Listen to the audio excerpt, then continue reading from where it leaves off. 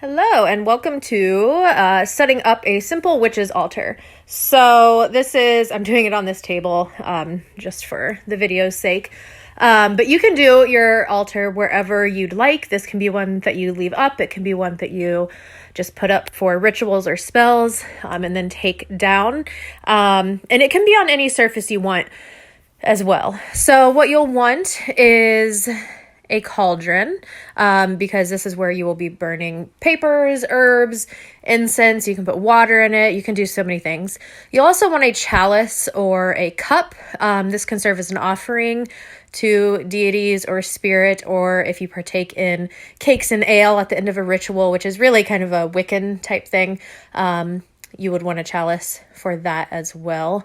And a lot of the things on this altar are definitely like Wiccan related, but can be for just witchcraft in general. And ideally you want the 4 elements present on your altar. So I have a jar here that I made for the ocean, and really that could be for earth or water because there's the water and the sand in it.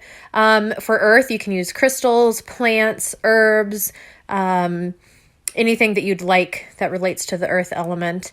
And then this again may be more of a Wiccan thing, but a lot of witches do resonate with the pentagram and the pentacle. So you might want to have one of those on your altar. It serves as protection. And then it can also be for the earth element. It relates to the earth element. So that might be something that you'd want to have on your altar as well. For the element of air, you can use incense, feather, whatever relates to the element of air for you. You might also want to have a wand or an athame as well. And then let me see, what else was I saying in this video? Oh, if you are doing more of like a Wiccan type altar, or you do pray to a god and a goddess, you'd want to have a silver candle for the moon and the goddess, and a gold candle for the god and the sun. You could also have a candle specifically to any deities that you work with in general.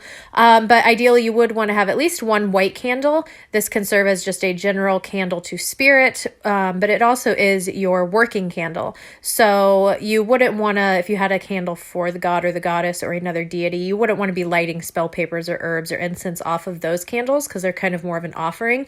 Instead, you would use a working candle, which is what you would light all of your tools and incense and everything off of. But yeah, this is pretty much it. Some people insist that you need to have like a cloth on your altar. I say it's up to you.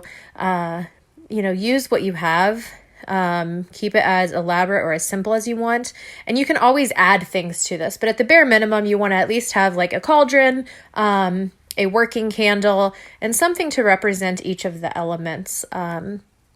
But then, yeah, you could put pictures of your ancestors on your altar if you want, but it's really up to you. So there you go, a simple witch's altar.